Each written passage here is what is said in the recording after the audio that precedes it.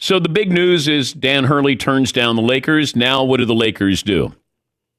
This is a big offseason loss. This is an L, and it's a capital L. It's in big letters. Like the Hollywood sign, it would be a letter that big with the Lakers because you paid, but did you pay enough? Could you have paid him more? Dan Hurley wanted security. He wanted money, but I think in the end, he was going to get both at Connecticut. Now, it's not going to be on the level of what he was going to have with the Lakers, but with the Lakers going into a tricky situation. LeBron, AD, maybe you have to bring in Bronny, and you have to learn that job. You know, the NBA, you have to learn, you have to adapt to that. The players, the amount of money that they make, they can say no to you. They don't want to play tonight. There's load management. There's a lot going on. Now, there's a lot going on in college basketball as well. But it feels like, as I said earlier, Dan Hurley has cracked the code a little bit here. Now, you go after a couple of big names. He gets transfers in there, and he's also getting recruits that may not be five-star. You got some NIL money to play with here. He has a system in place. Now, how does this sound? Dan Hurley, we reached out. He can't join us today. He's on the recruiting trail. If he goes into a recruit's home today and says the following, I'd rather coach you than I would LeBron. Whoa. Okay. If you're going to put it into that perspective, those words, and he can say that. I chose you. Come on in and play. Let's go for a three-peat. I'm staying here. Now, I wondered about these recruits who had already committed, and they're probably going, was he going to leave? Wait, what's going on here? And you got that balance there. You're like, okay, I'm going to listen to the Lakers here, but I want to be respectful to these kids. And I did say that he was going to come back and he had to meet with his kids. And just what was that going to be like yesterday? And we started to hear whispers. Nobody was reporting that there were a lot of positives. People were going, I think he's going to stay. I think he's going to stay. And then I wonder what that must have been like with the Lakers. You go into their front office and all of a sudden Jeannie Buss and Rob Pelinka are like, have we heard anything? Did he say any news? Nope. What's Woj saying? And then all of a sudden we realized that he was staying. Now all of a sudden you're going to have a couple other people there. Does J.J. Redick get back in the front of the line? Who is going to be the next Laker head coach? And is it still a desirable job? I brought this up a couple of times during the season, even when the season ended. When they fired Darvin Ham, I said, is this a desirable job? Were they cheap with Dan Hurley? Did Dan Hurley really have any intention of going to Los Angeles and staying there?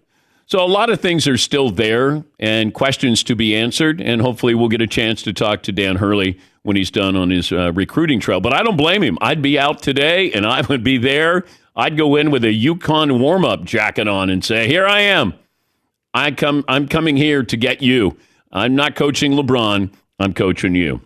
All right, 877-3DP show. Operator Tyler standing by your phone calls. Seton, what's the poll question today? Well, we might as well start with the negatives. What team is having the worst week? Dallas Mavericks, not going well. Okay. Edmonton Oilers, not going well. The LA Lakers, not going well.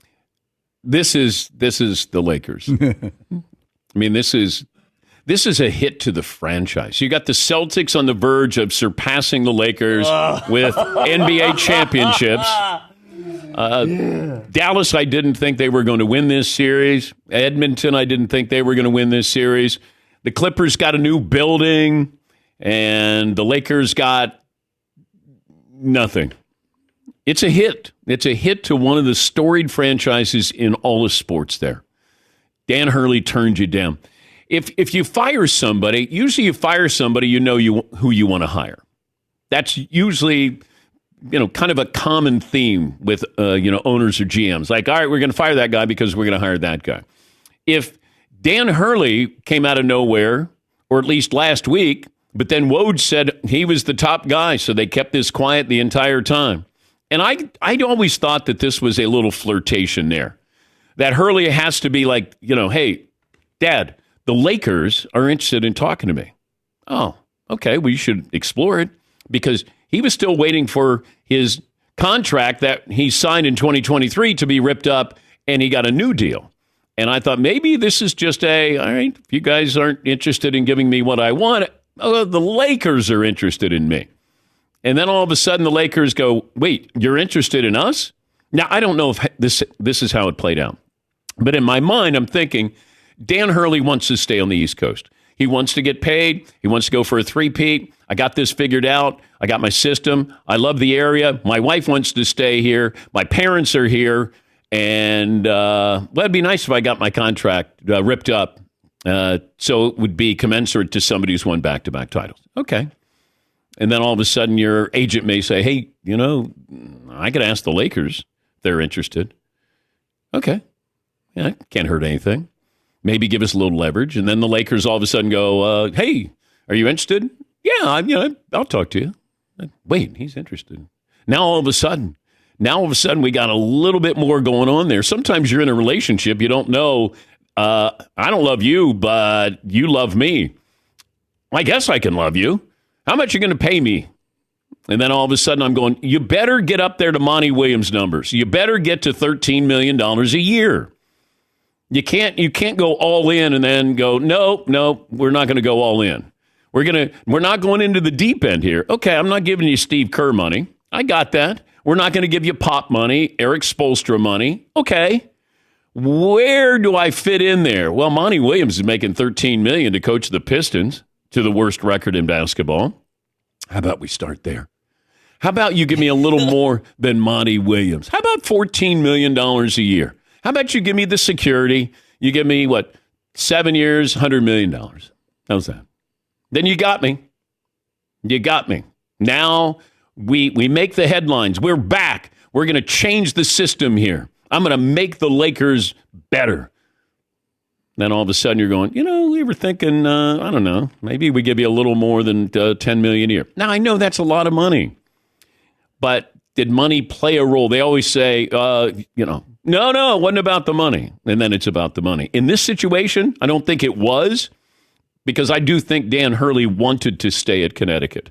I think he was intrigued by the Lakers. I don't think he wanted to stay. Yes, Todd? But if you subscribe to the belief, and I don't know if you do, that everybody has a price, is there that magic number? They want to stay, it's comfortable, families here. But I always feel like, you're just that $1 extra away from, let's go. I'll go coach the Lakers. Let's see what it's all about. Yeah, I do believe everybody has a price, but I also think what comes along with that price. I want you to be all in. Hey, this is what it's going to take. If you want me, if you don't, then I'll go back to Connecticut. I don't think you can go, man, I need a little more. I need a little more. That would make me a little bit nervous if I'm the Lakers. If I'm hiring somebody and then I realize this has to be more than about money, we have to take that off the table. That's not a question. We're paying you. Now we want you to come on. Now we want your system. Now we want your guidance. Now we want your insights. That's what you needed. And if you're going to get tripped up by take money out of there so I don't go, oh, come on.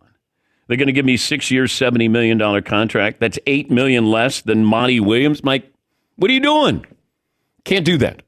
Take it off the table. If you're all in, you're all in. If not, then you're back where you were when you didn't pay Ty Lue. Or Monty Williams when you had a chance to pay Monty Williams years ago. Yes, Eden. That's the problem, is that if you're the next guy, you're walking in and you're like, so we're starting at 6 years, 70, right? And the Lakers basically have to say yes for the guy they didn't even want first. Okay, yes, we will start at 6 years, 70 for our second choice. This is the money we were given first choice guy, but now second choice guy is demanding what first choice guy was going to get.